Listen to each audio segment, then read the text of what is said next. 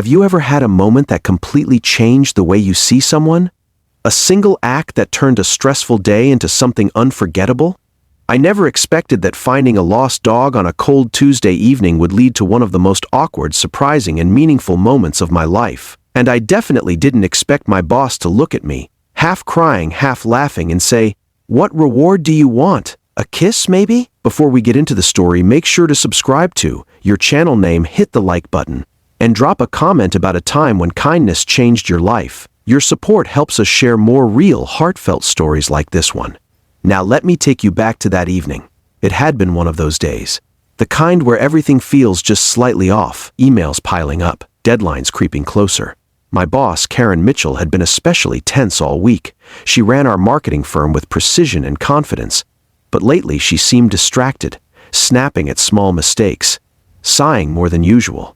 I kept my head down and did my work. By 6:30 p.m., most of the office had cleared out. I grabbed my jacket and stepped into the chilly November air. The parking lot lights flickered on, casting long shadows across the pavement. That's when I heard it, a soft, desperate whimper. At first, I thought it was just the wind. But then I heard it again, a small bark, weak and frightened. I followed the sound around the side of the building, near the row of bushes by the dumpster. And there, shivering behind a stack of cardboard boxes, was a golden retriever. He was muddy, his fur tangled with leaves, and his eyes were wide with fear. "Hey, buddy," I said softly, kneeling down. "It's okay." He didn't run. He just stared at me, tail barely wagging. I reached out slowly, letting him sniff my hand. After a few seconds, he leaned forward and pressed his head against my palm. That's when I noticed the collar. The tag glinted under the parking lot light, Bailey, and underneath the name was a phone number. I froze, because I recognized it instantly. It was Karen's number, my boss. I remembered her stepping out of the office earlier that day to take a call. When she came back in, her face was pale. She had ended the day abruptly and left without saying much. Her dog had been missing. I pulled out my phone and dialed the number. Even though I already knew who would answer, she picked up on the first ring. "Hello?" Her voice was tight, shaky. "Karen, it's Daniel." There was a pause. "Daniel? Is everything okay?" I think I found Bailey. Silence, then a sharp intake of breath. "Where are you?" she whispered. "Behind the office building. He's okay, just cold and muddy. I'm on my way." She hung up before I could say anything else. Bailey sat beside me, leaning against my leg like he'd known me forever. I took off my jacket and wrapped it around him. He licked my hand once, gently, as if to say thank you. 10 minutes later, headlights swung into the parking lot. Karen jumped out of her SUV before it was even fully parked. She ran toward us, heels clicking against the asphalt.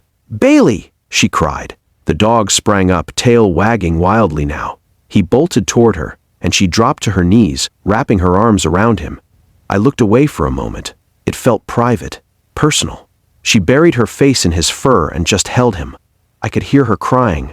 After a minute, she looked up at me.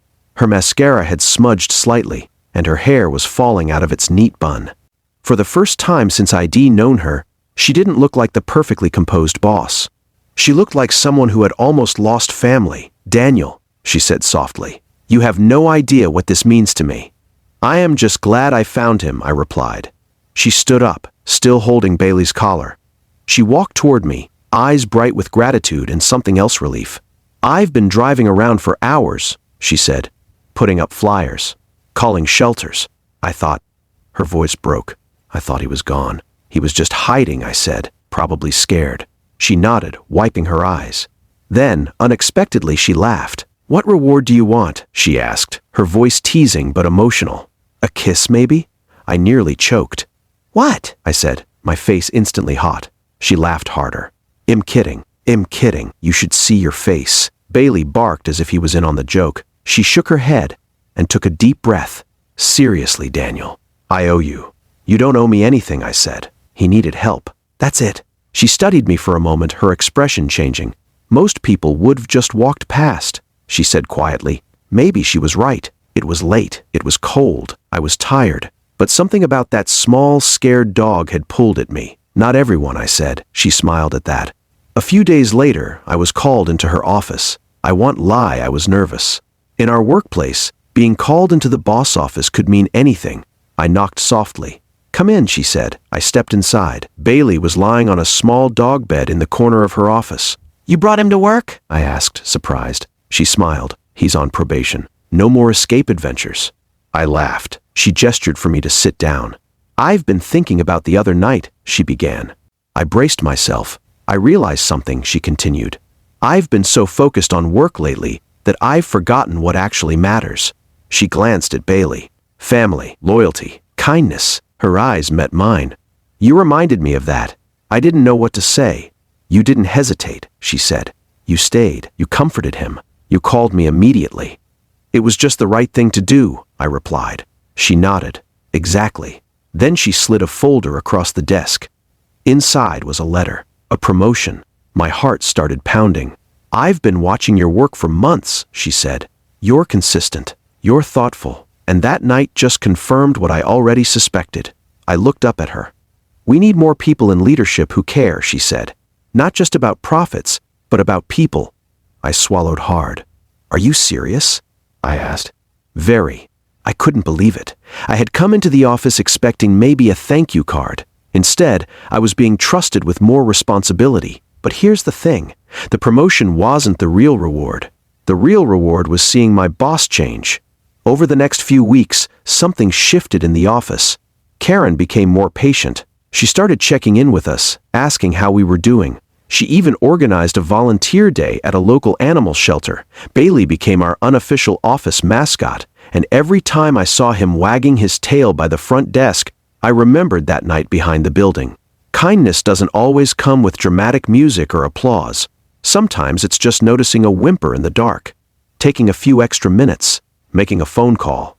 You never know how far one small act will travel. For me, it strengthened a bond. It changed a workplace culture. It reminded a stressed-out boss what truly mattered. And for Bailey, it meant going home. Sometimes people joke about rewards, about getting something in return. But the truth is, the greatest reward is knowing you made someone's worst day a little better. That cold Tuesday evening could have ended differently. I could have walked to my car, turned up the radio, driven home. But I didn't. And because of that, a scared dog was reunited with his family. A boss rediscovered her heart. And I learned that even the smallest acts of kindness can echo louder than we imagine. So the next time you hear a whimper literal or not, pause. Look around. Step closer instead of walking away. Because you never know whose world you might change and who might end up changing yours. If this story touched you, share it with someone who believes in the power of kindness. Let's create more moments like this, one small act at a time.